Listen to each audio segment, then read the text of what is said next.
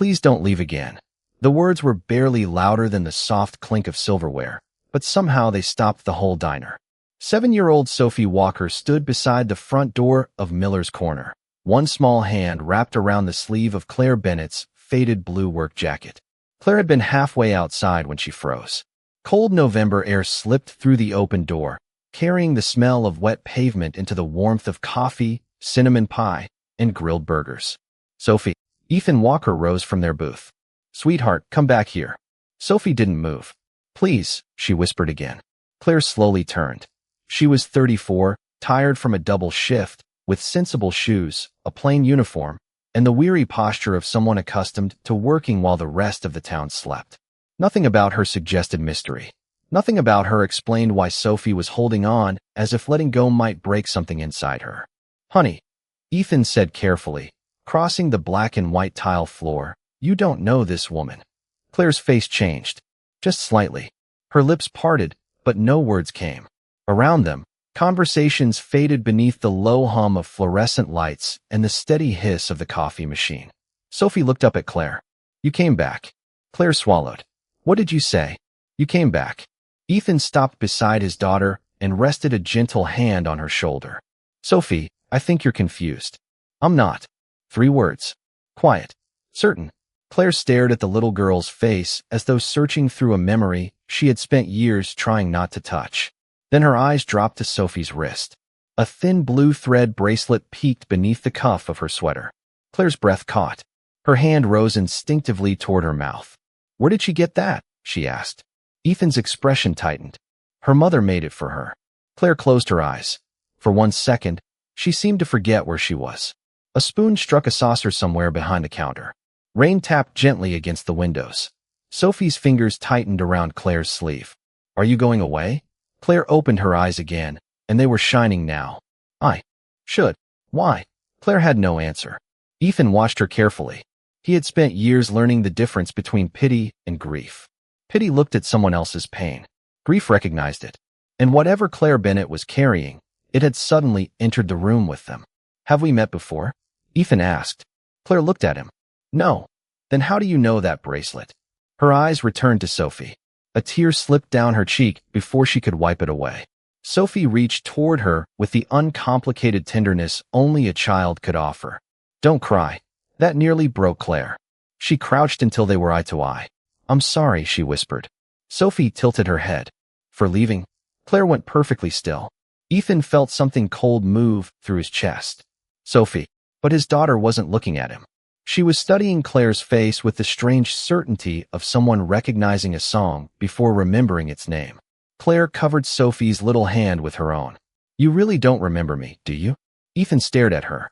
Remember you from where? Claire looked toward the rain-darkened window, then back at the blue bracelet. For years, she had believed silence was the kindest thing she could give this family. Now a 7-year-old girl had undone that belief with 5 quiet words. Ethan stepped closer. Claire, what are you talking about? She stood slowly, tears still bright on her cheeks. Maybe you're right, Ethan. Maybe Sophie doesn't know me. She paused, looking down at the child still refusing to release her sleeve. But maybe some part of her remembers. 3 weeks earlier, Ethan Walker stood in the narrow kitchen of their rented 2-bedroom house, trying to convince a stubborn piece of toast that it was still breakfast and not charcoal. Daddy, it is smoking. It is character. It is burned. That is also character. Sophie watched from the table with the serious expression of a 7-year-old who had already learned that adults sometimes renamed mistakes to protect their dignity. Ethan scraped the toast over the sink, spread peanut butter across what remained, and placed it beside her glass of milk. Morning light spilled through the blinds in thin golden lines. The old refrigerator hummed. Somewhere outside, a pickup truck coughed awake in the November cold. Their house was small, but Ethan kept it clean. 2 coats hung beside the door. Sophie's school backpack rested beneath them. On the refrigerator were spelling tests, grocery coupons, and a photograph of 3 people taken years earlier at a county fair. Ethan was smiling in that photograph. Sophie was a toddler on his shoulders. Rachel stood beside them, laughing into the sunlight. Ethan rarely moved the picture. Some memories needed a permanent address. Here, Sophie said. Ethan looked at the clock. We have 4 minutes. Mom did it in 2. The words were innocent, but they landed softly in the place where grief still lived. Ethan picked up the brush.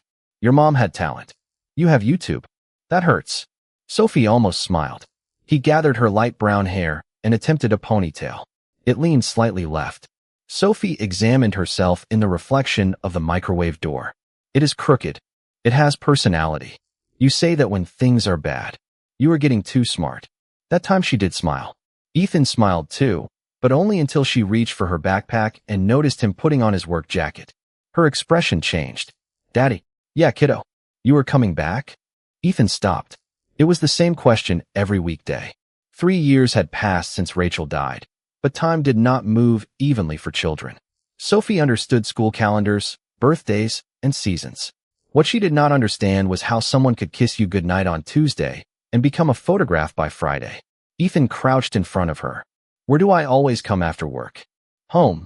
And who is waiting here? Me. Then where else would I go?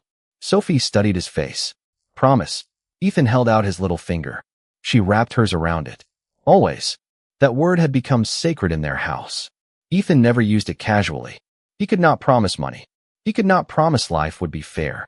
He could not even promise that grief would stop visiting. But he could show up. Every morning. Every school pickup. Every ordinary night when Sophie needed someone to check beneath the bed, even though they both knew nothing was there. Ethan worked maintenance at Briarwood Office Center, 12 miles from home.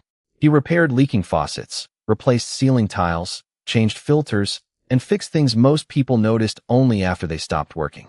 He liked the honesty of it. Something was broken. You found the problem. You repaired what you could. People were harder. By 5:30 that evening, Ethan's hands smelled faintly of machine oil and industrial soap. Sophie sat beside him in his aging Ford pickup as rain dotted the windshield. Can we eat out? She asked. Define out. Not your cooking. Ethan glanced at her. Cruel. True. 10 minutes later, they pulled beneath the glowing red sign of Miller's Corner, a diner they had passed 100 times but rarely entered. Inside, coffee steamed beneath warm lights, silverware clicked against ceramic plates, and an old country song played quietly from a radio behind the counter. Ethan chose booth 7. Sophie slid into the seat opposite him and reached for a menu. Neither of them noticed the woman approaching with 2 glasses of water until she spoke. Long day. Ethan looked up. Claire Bennett stood beside their table in a plain diner uniform, her tired eyes kind despite the late hour. Sophie stared at her without blinking. Claire smiled gently. Hi there. Sophie said nothing. Her fingers slowly moved toward the thin blue bracelet around her wrist. And for reasons Ethan could not yet understand, Claire's smile disappeared. Claire recovered so quickly that Ethan almost convinced himself he had imagined the change in her face. She placed the water glasses on the table, pulled a small order pad from her apron, and offered Sophie another careful smile. What can I get you tonight? Sophie kept touching the blue bracelet. Chocolate milk. No ice. Claire asked. Sophie looked up. How did you know? Claire paused. Lucky guess. Ethan noticed that pause. Claire turned toward him. And for you. Coffee. Black. Food. Ethan studied the menu. Cheeseburger, fries, and whatever costs less than admitting I burned breakfast this morning. Sophie finally smiled. He burned the toast. Claire laughed softly. Then you both deserve pie. That depends, Ethan said. Are you buying? Absolutely not. Then we probably deserve water. Something warm passed across Claire's expression before she walked away. For the next 40 minutes, nothing remarkable happened, which was precisely why Ethan remembered every detail later. Claire moved between tables with the quiet efficiency of someone who had worked too many hours to waste a single step. She refilled coffee before customers asked. She carried 3 plates along one arm. She listened patiently to an elderly man explain why the thermostat was always wrong. She thanked the cook every time he passed an order through the window. There was dignity in the way she worked. No performance. No complaint. Just grace hidden inside ordinary things. Sophie watched her constantly. Eat your fries, Ethan said. I am. You have eaten 4. That is eating. Technically. Claire returned carrying a small mug topped with whipped cream. Emergency chocolate. Sophie frowned. We did not order that. The diner survived without asking permission. She set it down. Careful. It is warm. Sophie took a sip, leaving a white mustache across her upper lip. Claire laughed. reached for a napkin, then stopped herself halfway. Ethan noticed that too. Over the next 2 weeks, Miller's Corner became their unofficial Thursday dinner. Ethan told himself it was because the meatloaf was decent and the prices were fair. Sophie knew better. She always requested Booth 7. Claire always seemed to find them. Soon she knew Sophie hated onions, preferred apple pie to chocolate cake, and organized her crayons by color before drawing. One rainy evening, Sophie fell asleep against the vinyl booth while Ethan finished his coffee.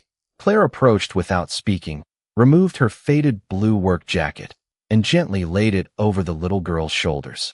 Ethan looked up. "You will freeze. I have another hour inside." "Still."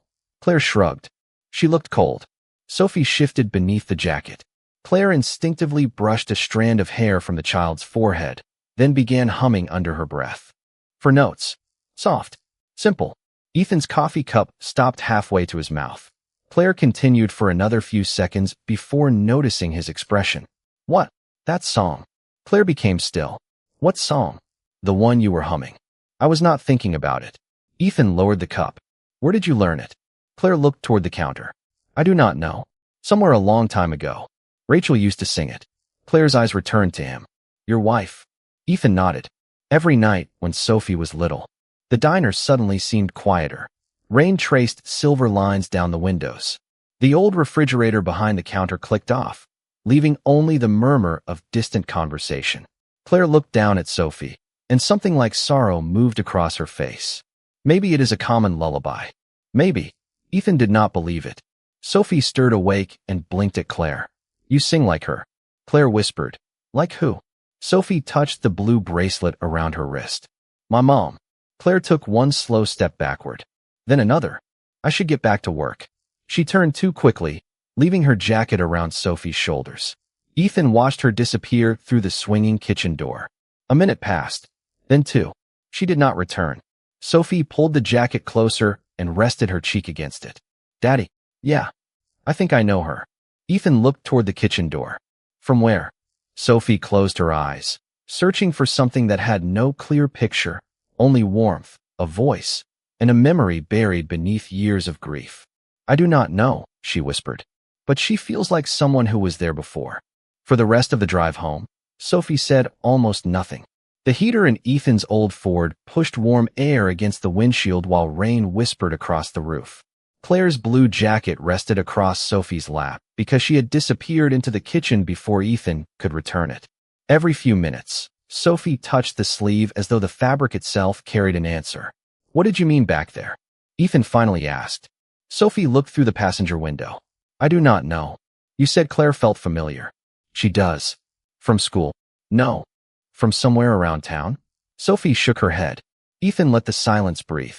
He had learned that pushing his daughter usually made her retreat farther into herself. Children did not always remember life as a clean sequence of events. Sometimes they remembered a smell before a room, a voice before a face, a feeling before a name. At home, Sophie carried Claire's jacket inside herself. Ethan found her 10 minutes later sitting cross-legged on the living room rug with crayons scattered around her. She was drawing 3 figures beneath a yellow sun. One was tall and brown-haired. One was small. The third had long blonde hair. "Who is that?" Ethan asked. Sophie pointed. "You." "Me." "Claire." Ethan sat beside her. "You barely know Claire." Sophie continued coloring. "Maybe. Then why is she in the picture?" Sophie finally looked at him. "Because it looks right." Ethan had no answer for that. The following Thursday, he returned the jacket himself. Claire was wiping down booth 7 when she saw them enter. Her hand stopped moving. "You forgot this," Ethan said. "Thank you." "Claire." She looked up. "Have we met before?" "No, are you sure?" "Yes." The answer came too quickly. Ethan placed the folded jacket on the table. "Then where did you learn Rachel's lullaby?" Claire's fingers tightened around the cleaning cloth. "I told you. I do not remember." "And Sophie? What about her?" "She thinks she remembers you." Claire looked toward Sophie, who was standing near the pie case studying the desserts. "Children connect things," Claire said softly. "Sounds. Smells. Faces. That sounds strangely specific." Claire lowered her eyes. "Children remember feelings better than faces." Ethan studied her. There was no arrogance in her voice, no attempt to manipulate him. Only sadness. Before he could ask another question, Sophie came running over with a paper napkin and 3 crayons. Claire, can I draw you? Claire managed to smile. Do I get to approve it? No, that seems unfair. Sophie climbed into the booth and began drawing. Claire sat opposite her for only a minute, but that minute became 10. Sophie talked about school, her teacher, and the class hamster that had somehow become everyone's responsibility except the teacher's. Claire listened as if none of it were small. Then Sophie's ponytail loosened. Hold still, Claire said automatically. She stepped behind the girl, divided her hair with practiced fingers, twisted it twice, and secured it neatly. Ethan stopped breathing for a moment. Rachel had done Sophie's hair exactly that way.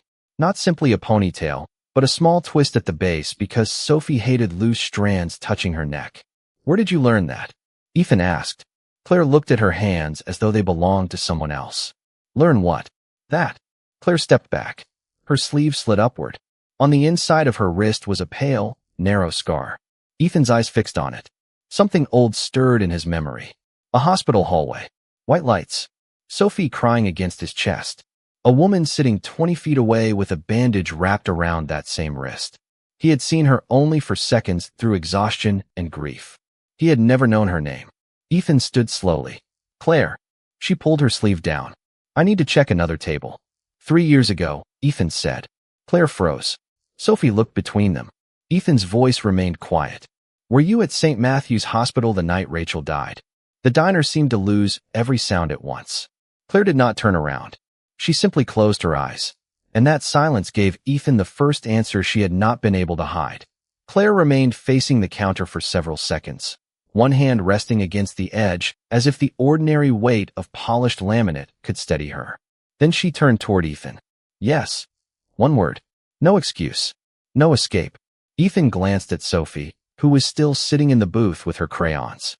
Sophie, sweetheart, would you ask Mrs. Miller if she has any apple pie left? Sophie frowned. I can see the pie.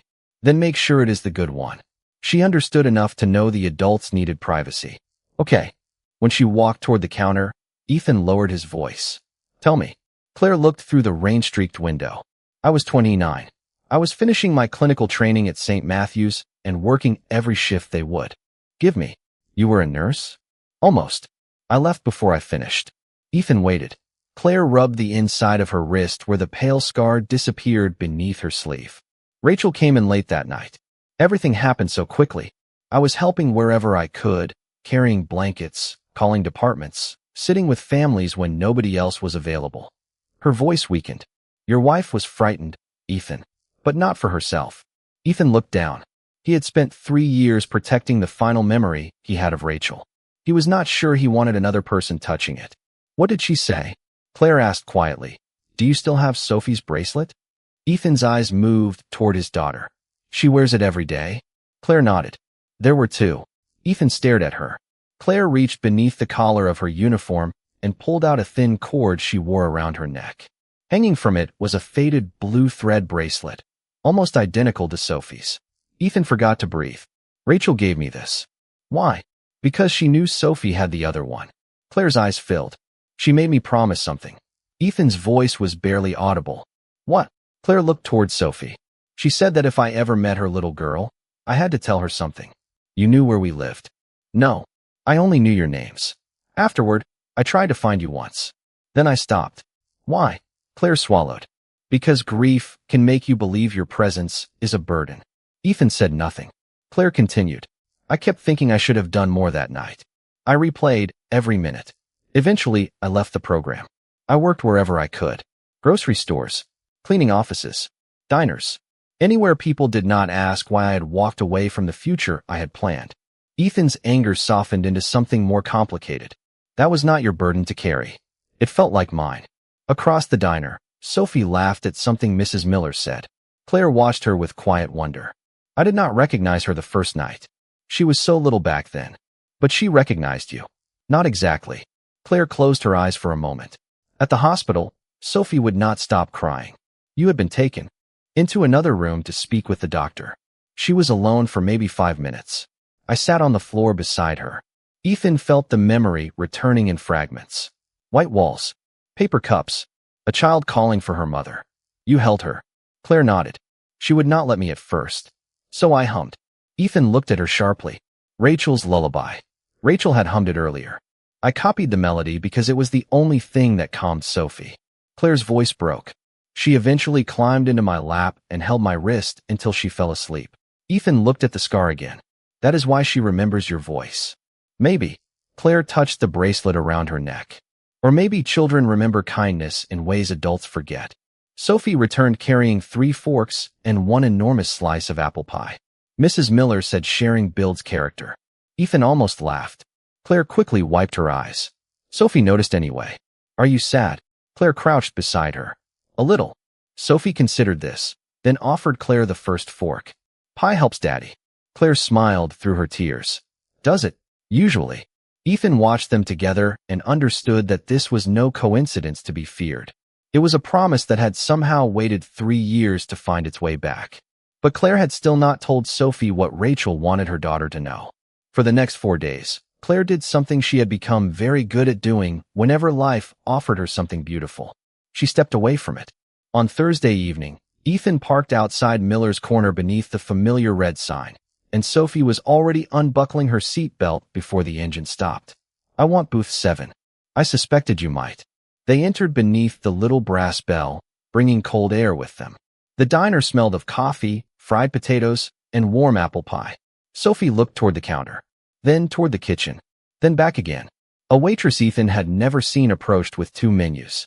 Evening. Sit anywhere you like. Sophie remained standing. Where is Claire? The waitress hesitated. Claire Bennett. Yes. She is not working tonight. Tomorrow. Another hesitation. Ethan noticed it. Immediately. Did she change shifts? The waitress lowered her voice. She quit Monday morning. Sophie stopped moving. Ethan felt her hand slip into his. Did she say why? No. She left her apron, picked up her last check, and thanked Mrs. Miller for everything. The waitress offered an apologetic smile. I am sorry. Sophie turned toward the door. I am not hungry. On the drive home, she watched the dark storefronts pass outside her window. Ethan tried once. Sweetheart. No answer. He tried again 5 minutes later. Claire did not leave because of you. Sophie finally spoke. You do not know that. At home, she went directly to her bedroom. Ethan gave her 20 minutes before finding her sitting beside the window in pajamas, knees pulled against her chest. The blue bracelet circled her wrist. She left, Sophie said. She had reasons. Mom had reasons too. Ethan went still. Sophie looked at him, and there was no anger in her face. That made it harder. Why does everybody I love have to leave? Ethan sat beside her. He could repair pipes, motors, doors, wiring, almost anything with a manual and enough patience. There was no manual for this. Sometimes leaving is not the same as choosing to leave. Sophie stared at her bracelet. It feels the same. The next morning, Ethan called Miller's Corner. Mrs. Miller gave him Claire's forwarding address only after he explained that he needed to return something personal. Claire was renting a small apartment 6 miles outside town above a laundromat. Ethan found her Saturday afternoon carrying groceries up the narrow stairs. She saw him and stopped. Ethan, you disappeared. I resigned. Sophie calls it disappearing. Claire looked away. I thought distance would be better. For who? For her. No, Ethan's voice remained calm. For you. Claire tightened her grip on the grocery bag. You do not understand. Then help me. She is getting attached. I know. That is exactly why I left. Ethan stared at her. Claire set the groceries down. Every time she smiles at me, I remember Rachel. Every time she reaches for me, I remember that hospital. I cannot become another person Sophie depends on and then loses. Who says she has to lose you? Claire laughed once, without humor. Life does that without asking permission. Ethan stepped closer, not angry, just steady. You made her trust you. I never meant to. That is the problem, Claire. Love does not ask what you meant. Her eyes filled. I cannot replace Rachel. Nobody asked you to. Silence settled between them. Below, washing machines turned behind the laundromat windows with a soft mechanical rhythm. Claire wiped her cheek. I thought leaving now would hurt less than leaving later. Ethan shook his head. That is fear pretending to be kindness. Claire looked at him. The words landed because somewhere inside, she already knew they were true. Ethan reached into his jacket pocket and placed something in her palm. It was the blue bracelet she had once worn around her neck. Claire stared at it. Why are you giving me this? Because you carried Rachel's promise for 3 years. Ethan closed her fingers gently around the faded thread. Maybe it is time you stopped carrying it alone.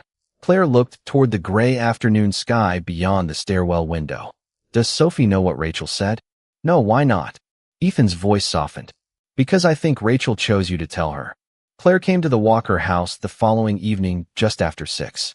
Ethan opened the door and found her standing beneath the porch light in the same plain coat she wore to work, both hands wrapped around the faded blue bracelet. Is she awake? She has been pretending not to wait for you since breakfast. Claire almost smiled. Inside, the house smelled of tomato soup and toasted bread. Sophie sat at the kitchen table coloring, but the moment she saw Claire, her crayon stopped. Hi, Claire said. Sophie looked down. Hi. No running embrace. No smile. Hurt had made the little girl cautious. Claire understood. She removed her coat and sat across from her. Ethan stayed near the counter, close enough to offer comfort, but far enough to let the truth belong to them. Claire placed the second bracelet on the table. Sophie stared at it. That looks like mine. Your mother made both of them. Sophie touched her own wrist. You knew my mom, only for a little while. At the hospital? Claire nodded. Sophie looked toward Ethan. He gave her a quiet nod. There is something she wanted you to know, Claire said. The refrigerator hummed behind them. Rain tapped lightly against the kitchen window. Sophie's fingers curled around a green crayon. Was she scared? Claire took a slow breath. Yes. Sophie lowered her eyes. Because she was leaving? Claire leaned forward. Because she was afraid you would think she wanted to. Sophie looked up. Claire's voice softened. Your mother talked about you constantly. She told me you hated peas, loved yellow rain boots, and refused to sleep unless your stuffed rabbit was facing the door. Sophie blinked. Mr. Buttons. That was his name. A tiny smile appeared and vanished. Claire continued. She told me you were the bravest little girl she knew. Then she gave me this bracelet and asked me to make you a promise. Sophie whispered, What promise? Claire's eyes filled, but she did not look away. She wanted you to know that she did not choose to leave you. The room became completely still. She wanted to stay, more than anything. She was worried that one day you might remember only that she was gone and forget how deeply she loved being your mother. Sophie's chin trembled. She wanted to come home? Very much. To me, especially to you. For 3 years, Sophie had carried a question too large for a child and too quiet for adults to hear. She had asked Ethan whether he would return every morning because somewhere inside her, love had become connected to disappearance. Now, for the first time, someone had separated those two things. Sophie stared at the bracelet. Then why did you leave me too? Claire closed her eyes briefly. Because I was afraid. Of me? No, Claire shook her head. Of caring about you. Sophie frowned. That does not make sense. Ethan spoke gently from across the room. Fear usually does not. Claire gave him a grateful glance, then looked back at Sophie. I thought if I stayed away, I could not disappoint you. I thought distance would protect you. It did not. I know. Claire's voice broke. I was wrong. Sophie pushed the green crayon aside. Are you going away again?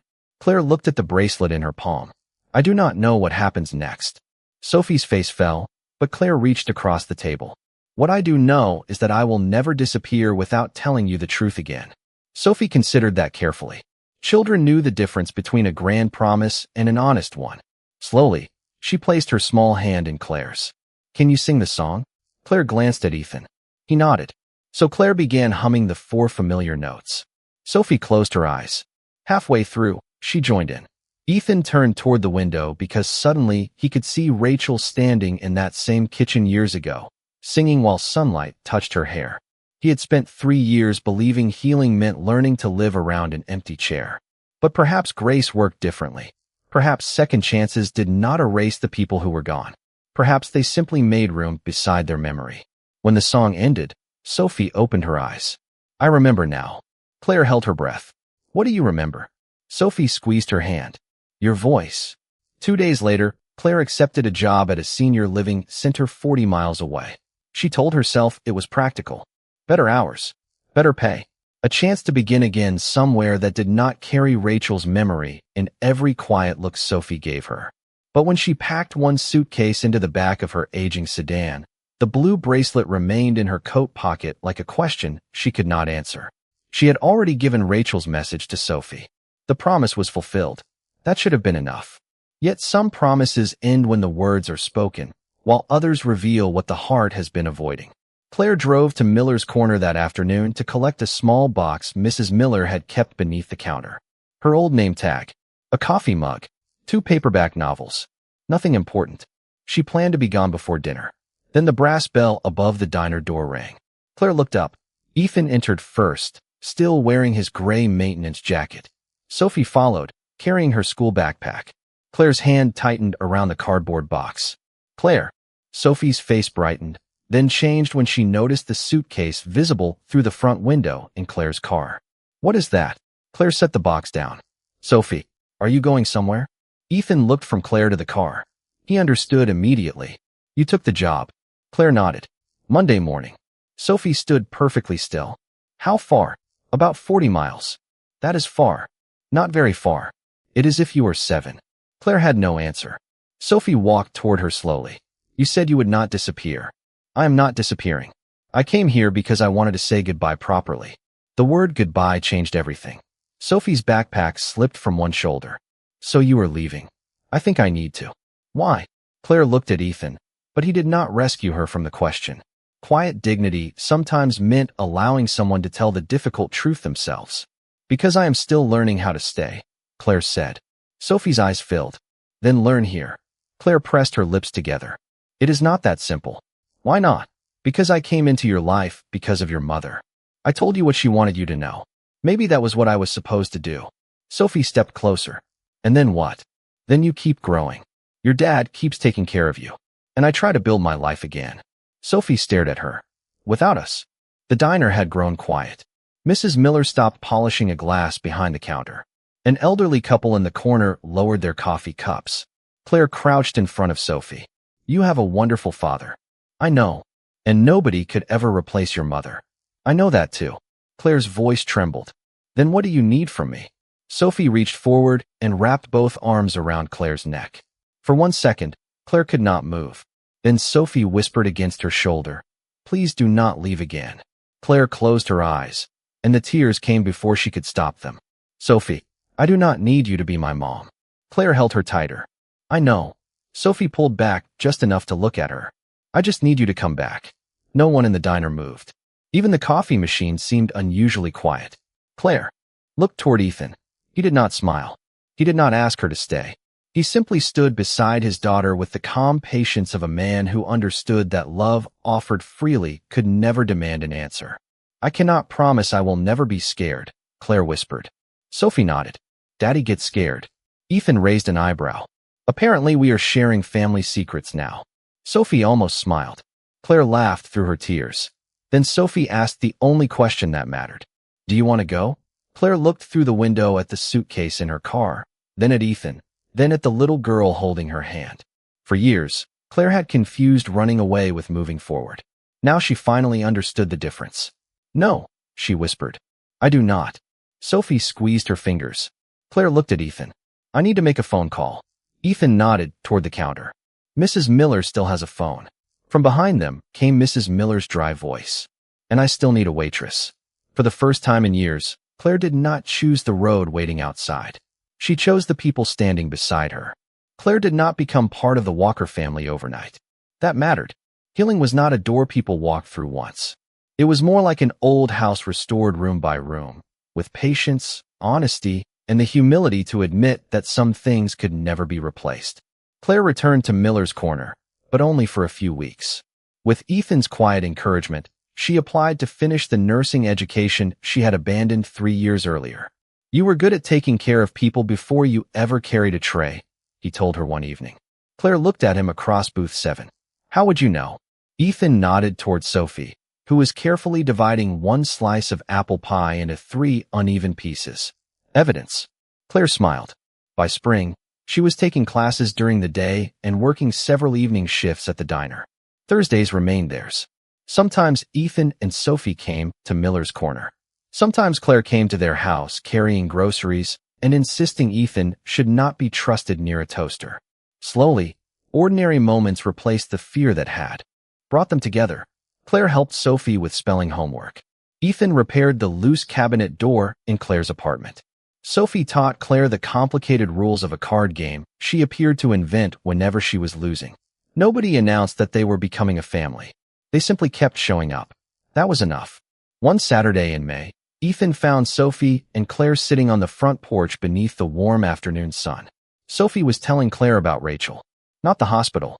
Not the loss. The good things. Mom danced while she made pancakes. Badly? Claire asked. Sophie considered it. Daddy says badly. From inside, Ethan called. Your father is a reliable historical source. Sophie laughed. Claire did too. Ethan stood behind the screen door listening, and something inside him finally became quiet. For years he had guarded Rachel's memory, as though allowing happiness back into the house might somehow diminish what they had shared. But love was not a room with only one chair. Remembering Rachel and caring for Claire did not compete with each other. Grace had made room for both. Months passed. The blue bracelets remained important, but they stopped feeling heavy. Sophie wore hers because it reminded her that her mother had wanted to stay. Claire kept the second one beside a photograph of the three of them taken at the county fair that summer. In the picture, Sophie was laughing between Ethan and Claire beneath strings of yellow lights. Nobody looked perfect. They looked present. One cool October morning, nearly a year after Claire first served them at Booth 7, she stood inside the Walker kitchen wearing navy scrubs and searching for her car keys. Counter, Ethan said. Claire checked. Not there. Jacket pocket. No. Sophie walked in carrying the keys. Looking for these? Claire narrowed her eyes. You are enjoying this. A little. Claire took them and kissed the top of Sophie's head. I have a long shift today. I will see you tonight. Sophie looked up at her. For the briefest moment, an old question returned to her eyes. Claire recognized it. So did Ethan. You are coming back? Sophie asked. Claire crouched until they were eye to eye. She did not make a grand promise about tomorrow or forever. Life had taught all three of them too much for that. Instead, she smiled and answered the only day she could truly promise. I am coming home tonight. Sophie nodded. Okay. That was all. No repeated question. No frightened grip on a sleeve. No need for reassurance a second time. Claire walked outside beneath the pale morning sun. The front door closed softly behind her. Sophie returned to her cereal. Ethan poured another cup of coffee. Somewhere in the kitchen, the refrigerator hummed and the toaster clicked, ordinary sounds filling an ordinary home. And perhaps that was the miracle. Not that nobody ever left. Not that grief disappeared. Not that second chances erased the first heartbreak. The miracle was quieter than that. A little girl learned that goodbye did not always mean abandonment. A woman learned that guilt was not the same thing as responsibility. And a father learned that protecting yesterday did not require closing the door on tomorrow. Some people enter our lives carrying answers. Others arrive carrying grace. And sometimes, if we have enough courage to let them, the people who once believed they had nowhere to belong discover that home is not the place where nobody leaves. Home is the place where love keeps choosing to return.